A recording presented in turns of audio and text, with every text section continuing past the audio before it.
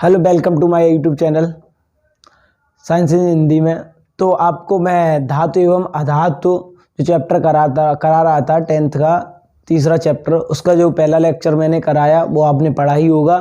तो दूसरा लेक्चर आज शुरू करने जा रहे हैं। तो दूसरा लेक्चर शुरू करने से पहले आपके लिए कुछ सपनों से बात नहीं बनेगी, सपनों से बात नहीं बनेगी करके कुछ दिखाना है। सपनों से बात नहीं बनेगी करके कुछ दिखाना है। सपनों को अगर पाना है तो हद से गुजर जाना है। तो बेटा सपनों के लिए लड़ाई लड़ो, ऐसा नहीं सपने ही सपने देखो। सपने देखने से कुछ नहीं होता ना। सपने को अगर पाना है तो सपने जैसी मेहनत करो। अगर सपना इतना सा है ना तो मेहनत इतनी सी करनी पड़ेगी, दिन रात एक कर दो। और आपने जो सपना देखा हुआ है 10th क्लास में अच्छे मार्क का अभी, तो उसे पाने के लिए आप मेहनत करें। तो आपको मैंने बताया था धातु अधातु के बारे में, उपधातु के बारे में बताया था। अब अगला जो है धातुओं की प्राप्ति, जो अगला हमारा टॉपिक होगा धातुओं की प्राप्ति। धातुओं की प्राप्ति। बेटा धातुओं की प्राप्ति जो है हमें पृथ्वी से प्राप्त होती हैं। किससे? भूपटल से प्राप्त होती हैं। वो भी मुक्त और संयुक्त अवस्था में प्राप्त होती हैं। कैसी अवस्था में प्राप्त होती हैं? जो धातुएं हैं, धातुएं पृथ्वी से प्राप्त होती हैं। किससे प्राप्त होती हैं? वो भी दो रूप में पाई जाती हैं बेटा, दो रूप में प्राप्त होती हैं। एक तो मुक्त अवस्था में, कौन सी? मुक्त। दूसरी संयुक्त अवस्था में।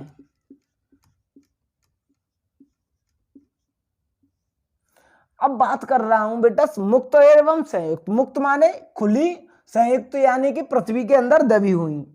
बेटा मुक्त खुली और संयुक्त पृथ्वी के अंदर दबी हुई।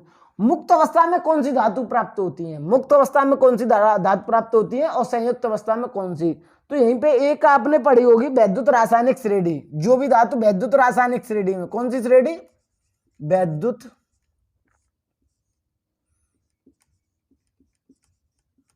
रासायनिक श्रेणी। पहले चैप्टर में भी थी, इसी चैप्टर में भी थी। पहला चैप्टर देख लेंगे। मैंने ऐसे मॉडल किया है कि आप सारे क्वेश्चन पहले चैप्टर से ही वैद्युत रासायनिक श्रेणी के, जो वैद्युत रासायनिक श्रेणी में ऊपर पढ़ती हैं। कहां पढ़ती हैं बेटा? ऊपर पढ़ती हैं। वे धातुएं मुक्त अवस्था में पाई जाती हैं। कैसी अवस्था में पाई जाती हैं? मुक्त सॉरी संयुक्त अवस्था में दबी हुई प्राप्त होती हैं। कैसी होती है? दबी हुई, संयुक्त, जो ऊपर पड़ती हैं। क्योंकि वो अधिक क्रियाशील होने के कारण वो कैसी होंगी बेटा? दबी होंगी। कैसी होंगी? क्योंकि अगर खुली अवस्था में होंगी तो वे क्रिया कर लेंगी, क्रिया कर लेंगी तो धातु क्या हो जाएंगी बेटा? धातु नहीं होंगी। इसलिए वो कैसी पाई जाती है बेटा? संयुक्त अवस्था में। जो वैद्युत रासायनिक श्रेणी में ऊपर पाई जाती है वो संयुक्त अवस्था में प्राप्त होती है, यानी कि दबी हुई, पृथ्वी के अंदर दबी हुई। और जो बेटा वैद्युत रासायनिक श्रेणी में नीचे होंगी जितनी भी, वो कैसी पाई जाएंगी? मुक्त अवस्था में। जैसे सोना, चांदी, प्लेटिनम, ये सभी कैसी पाई जाती है बेटा? मुक्त अवस्था में। ठीक है बेटा। खुली अवस्था में पाई जाती है। कैसी अवस्था में पाई जाती है बेटा? खुली अवस्था में पाई जाती है। ठीक है। अच्छा, अब हमें धातु प्राप्त, तो धातुएं जो प्राप्त होती हैं वो कैसे प्राप्त होती हैं? तो पहले आए बेटा दो अवस्थाओं में, एक तो स्वतंत्र अवस्था में, दूसरी मुक्त अवस्था में। कौन सी? स्वतंत्र अवस्था में या कौन सी? मुक्त, स्वतंत्र और संयुक्त अवस्था में। ठीक है बेटा। मुक्त और किसमें बेटा? मुक्त यानी कि खुली हुई, स्वतंत्र बोल सकते हैं। और संयुक्त अवस्था में कैसी पाई जाएगी बेटा? दबी हुई। ठीक है बेटा। अच्छा, अब बात करते हैं हम लोग खनिज की। किसकी? खनिज और अयस्क। खनिज और अयस्क। क्या किसकी बात करेंगे बेटा? खनिज और अयस्क। ठीक है बेटा। अब देखिए बेटा खनिज,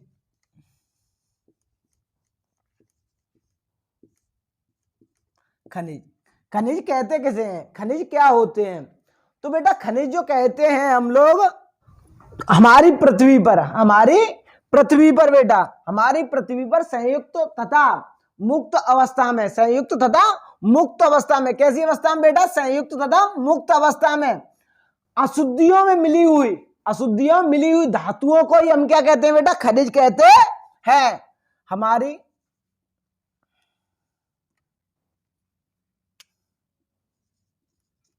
हमारी पृथ्वी पर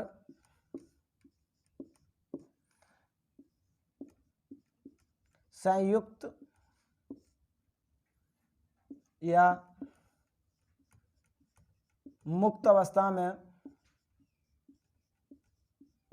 मुक्त अवस्था में अशुद्धियों में मिली हुई,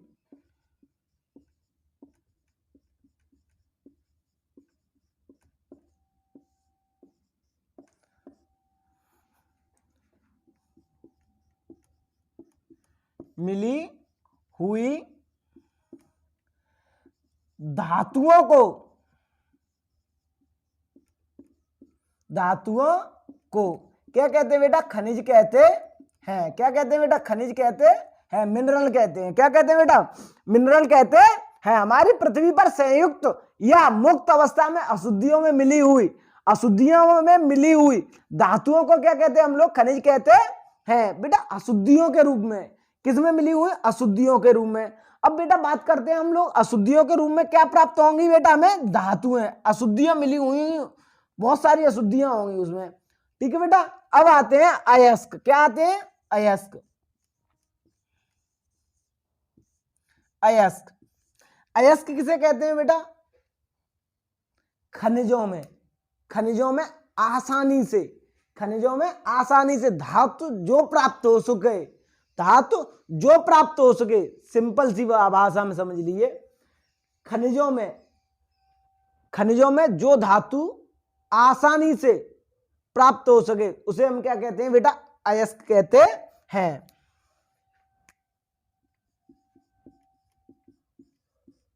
खनिज में जो धातु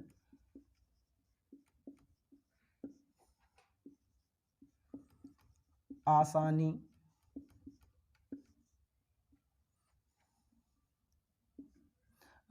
से प्राप्त हो सके उसे हम क्या कहते हैं बेटा? अयस्क कहते हैं। उसे हम क्या कहते हैं बेटा? अयस्क कहते हैं। क्या कहते हैं बेटा? अयस्क कहते हैं। जैसे बेटा कॉपर पायराइड, जैसे copper pyrite, CuFeS2 copper pyrite, ठीक है, ETC। समझ में आ गया होगा बेटा अयस्क किसे कहते हैं? खनिज में जो धातु आसानी से प्राप्त हो सके, खनिज में जो धातु आसानी से प्राप्त हो सके उसे हम क्या कहते हैं बेटा? अयस्क कहते हैं। क्या कहते हैं बेटा? अयस्क। अब अयस्क, अगली हेडिंग डाल लीजिए अयस्क।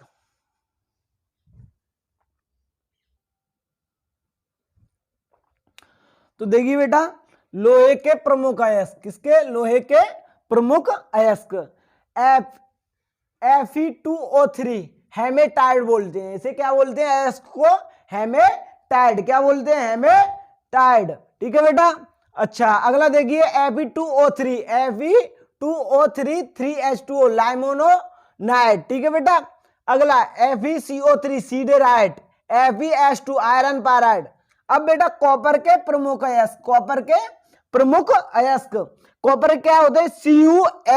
CuFeS2 कॉपर पायराइड, Cu2S कैल्कोसाइड या कॉपर ग्लांस बोलते हैं। ठीक है बेटा। CO3 CaOH का होल ट्वाइस मैलेकाइड। ठीक है बेटा। ये कॉपर के प्रमुख अयस्क हो गए, किसके? कॉपर के। ठीक है बेटा।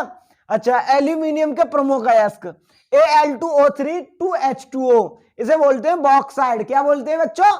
Bauxite. Na3Al2F6 cryolite, Al2O3 corundum. ठीक है बेटा। ये क्या होते हैं? इनके प्रमुख अयस्क होते हैं। ये क्या है? अयस्क हैं। क्या है बच्चों? अयस्क। किस अयस्क किसे कहते हैं? अभी मैंने बताया अयस्क बे खनिज जिनसे, या बे अयस्क जिनसे कोई धातु आसानी से प्राप्त हो सके, किससे? कम खर्चे में। सीधी सी बात है, कोई काम किसी चीज से कम खर्चे में जो चीज हो जाए उसे हम क्या कहेंगे बेटा, उस धातु का क्या कहेंगे, अयस्क कहते हैं। क्या कहते हैं बेटा, उस धातु का क्या कहते हैं, अयस्क कहते हैं। चलो अगली हेडिंग डालिए बेटा, धातुकर्म। धातुकर्म किसे कहते हैं, अयस्क से धातु प्राप्त करने में, अयस्क से धातु प्राप्त करने में जितनी भी विधियां प्रयुक्त की जाती हैं, जितनी भी विधियां प्रयुक्त की जाती है उन्हें हम क्या कहते हैं, धातुकर्म कहते हैं। यानी कि धातु, अयस्क से धातु प्राप्त करने में जितने भी कर्म किए जाते हैं, क्या किए जाते हैं, जितने भी कर्म किए जाते हैं उन्हें हम क्या कहते हैं, धातु कर्म कहते हैं। यानी कि जितनी भी विधियां प्रयुक्त की जाती हैं उन्हें हम क्या कहते हैं बेटा, धातु कर्म कहते हैं। नंबर 1, अयस्क का पीसना। पहली विधियां कौन सी, पहली विधि कौन सी होगी बेटा, अयस्क का पीसना। हम अयस्क लेंगे, उसे हम क्या करेंगे बेटा, पीसेंगे। क्या करेंगे बेटा, अयस्क को पीसेंगे। ठीक है बेटा, मशीनों की सहायता से इसे चूर्ण के रूप में पीसेंगे। नंबर 2, अयस्क का सांद्रण। अयस्क का क्या करेंगे बेटा, सांद्रण करेंगे। क्या करेंगे, अयस्क का सांद्रण। नंबर अगला, अयस्क का निस्तापन। तीसरी विधि कौन सी होगी बेटा, अयस्क का निस्तापन। अयस्क का निस्तापन। अयस्क का भर्जन। चौथी विधि कौन सी होगी बेटा, अयस्क का भर्जन। अगली विधि कौन सी होगी, अयस्क का परिकलन, परिकलन। ठीक है बेटा, अगला अयस्क का निष्कर्षण, अयस्क का, फिर अगला कौन सा होगा बेटा, प्रगलन। ठीक है बेटा, तो ये विधियां इसमें क्या की जाएंगी बेटा, प्रयुक्त की जाएंगी। अयस्क को क्या करने में, धातु, अयस्क से धातु प्राप्त करने में इतनी विधियां क्या की जाएंगी बेटा, प्रयुक्त की जाएंगी। ठीक है बेटा, अब पहली विधि डालेंगे अयस्क का पीसना। क्या डालेंगे, अयस्क का पीसना। लिखिए बेटा,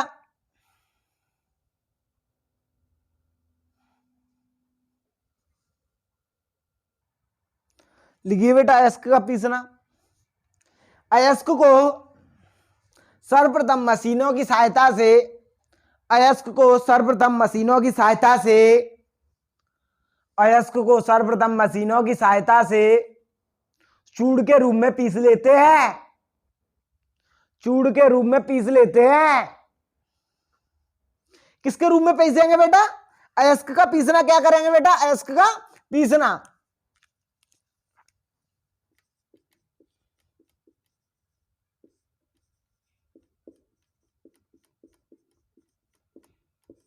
मशीनों की सहायता से किसके रूप में पीस लेंगे बेटा, चूर्ण के रूप में। किसके रूप में पीस लेंगे बेटा, चूर्ण के रूप में, चूर्ण के रूप में पीस लेते हैं। ठीक है बेटा, अगली हेडिंग डाल लीजिए, नंबर 2 बेटा। नंबर 1 ये हुई, नंबर 2 अयस्क का सांद्रण। अयस्क का सांद्रण।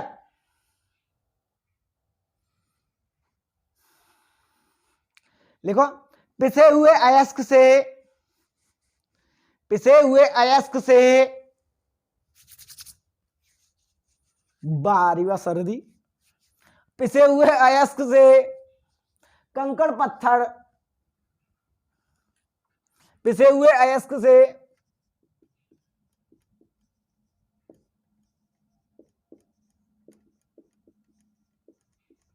पिसे हुए अयस्क से कंकड़ पत्थर कंकड़ पत्थर अलग करने की प्रक्रिया अयस्क का सांद्रण कहलाती है। कंकड़ पत्थर अलग करने की प्रक्रिया अयस्क का सांद्रण कहलाती है। कंकड़ पत्थर अलग करने की प्रक्रिया अयस्क का सांद्रण कहलाती है। अयस्क का सांद्रण निम्नलिखित 3 विधियों द्वारा, 2 विधियों द्वारा किया जाता है। 2 विधियां डाल लो, वैसे तो 3 है, 2 विधियों द्वारा किया जाता है। नंबर 1,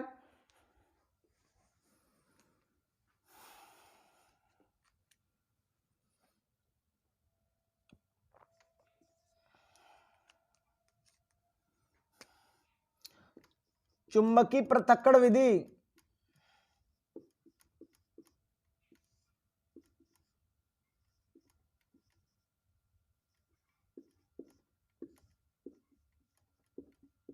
विधि। नंबर अगला, झाग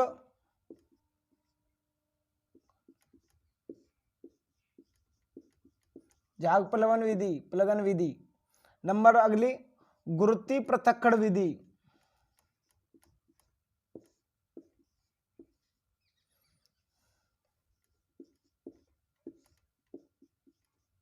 गुरुत्वीय पृथक्करण विधि, ठीक है बेटा, गुरुत्वीय पृथक्करण विधि। तो बेटा अयस्क का सांद्रण जो किया जाता है निम्नलिखित 3 विधियों द्वारा किया जाता है। कितनी विधियों द्वारा किया जाता है बेटा? 3 विधियों द्वारा किया जाता है। बेटा इसे यहीं पर हम लोग यहीं तक आज लेक्चर लेंगे, क्योंकि अगर मैं इससे आगे गया तो ये लेक्चर बहुत लंबा हो जाएगा। मैंने 2 लेक्चरों का बोला था, 2 लेक्चरों में करने के लिए ये बहुत लंबा लेक्चर हो जाएगा, इसलिए इस लेक्चर को मैं यहीं तक छोड़ रहा हूं। और आपके लिए 2 लाइन, रख लिया नजर में चेहरा तेरा, दिन रात उसी पर मरता हूं। रख लिया नजर में चेहरा तेरा, दिन रात उसी पर मरता हूं। जब तक ये सांसें चलेंगी, जब तक ये सांसें चलेंगी, मैं तुझसे मोहब्बत करता हूं, मैं तुझसे मोहब्बत करता हूं। बेटा वीडियो देखें और लेक्चर को अच्छे से पढ़ें, आपके अच्छे नंबर आएंगे। और ज़्यादा से ज़्यादा मेहनत करें। और अगर वीडियो अच्छी लगी हो तो कमेंट, लाइक, शेयर और सब्सक्राइब, ये सारे काम तो करने ही करने हैं। ठीक है बेटा, मिलते हैं अगली वीडियो में। Thank you watch for video.